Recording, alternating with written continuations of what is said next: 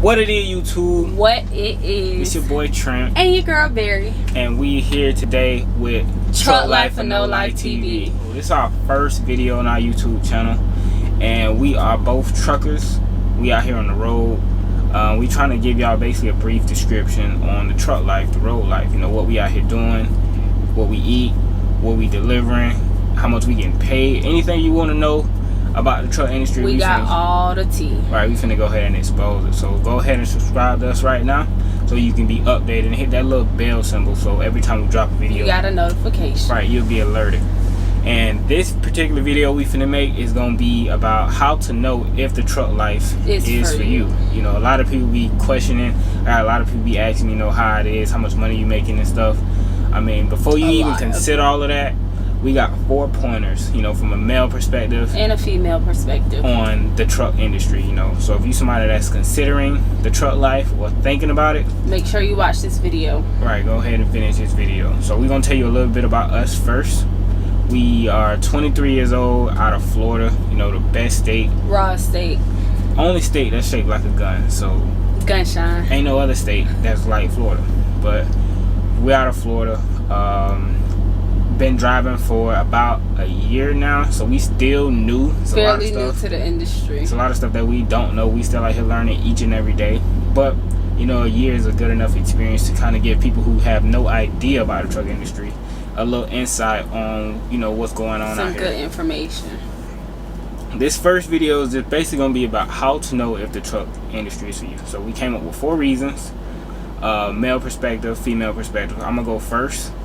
I would say the first one for me is, do you get along with people, or are you a people's person, or you a person that have like a bad temper? Because if you somebody new, chances are you gonna come out here, you gonna have to be on the truck with a trainer for X amount of days, weeks, or months, and living with somebody that you don't know gonna get aggravating. Period. I don't care how you slice the cake, it's gonna be lame. A lot of these niggas out here is just real lame. They got rules that they want you to follow, and y'all gonna be bumping heads. Like, I remember when I was with my first trainer, this nigga, he ain't like nobody to have shoes in the truck. Like, bro, what you mean, bro? I gotta get in and out the truck every day, pump gas. He was just lame. But, you know, it was his truck. I had to respect his rules. And your truck is your house. Right, I had to bite my tongue and just, you know, follow what he say. Good thing I was only with him for 2 weeks. But at the same time, I know you could be out here. I know other truck companies that have you on the road with a trainer for weeks, months at a time. So that's a lot of stuff that I had to deal with when I first came out here. So what about you? What was your first reason?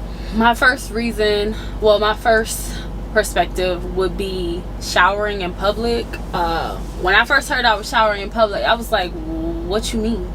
Like, what you mean I'm finna shower in public? But when you go to these truck stops, they try to make it feel as homey as possible. So they have clean showers, they're private showers. They have toilets, sinks, everything inside. So they try to make it feel as comfortable as possible. They do give you rags and towels, but I would not recommend using them. Yeah, if you use those, you dirty. There's like thousands, millions of truckers around the world, so you don't know who used that towel.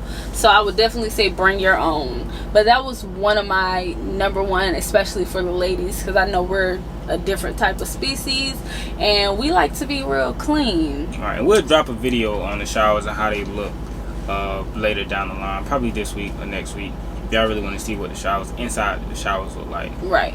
So number 2 for me, which should be number 1 for my guys, is gonna be, you already know, no butt, no girlfriend, no ass, however you want to call it. You ain't getting none. It's gonna be aggravating. It's gonna get real lame on the truck, and you already know how that is. Specifically for the training portion. Right, for the training. Like, I mean, that's a lot of guys out here that do run solo, but me, I couldn't do it. So I had to bring my girlfriend on the truck with me, honestly. But being on the truck, going weeks or months without getting none, and then you on the truck with somebody else that's not getting none, you gonna bump heads. I mean, both of y'all high and horny on the truck. So that's how I look at it. Like, that was for me, that one was a real killer, not getting none.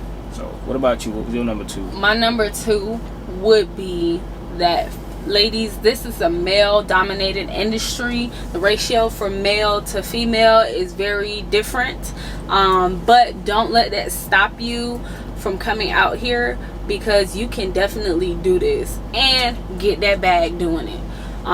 Just come out here and let these men know that you can do this too. Whip that truck in and do your thing. But definitely this is a male dominated industry. Right. I mean, it definitely surprised me how many females and women that I see out here that are like really truck drivers, like really driving by themselves solo, doing their own thing. Some of them have cats and dogs on the truck, but to me it surprised me. So it is a definite rise, I guess, in the females and the truck We industry. coming up.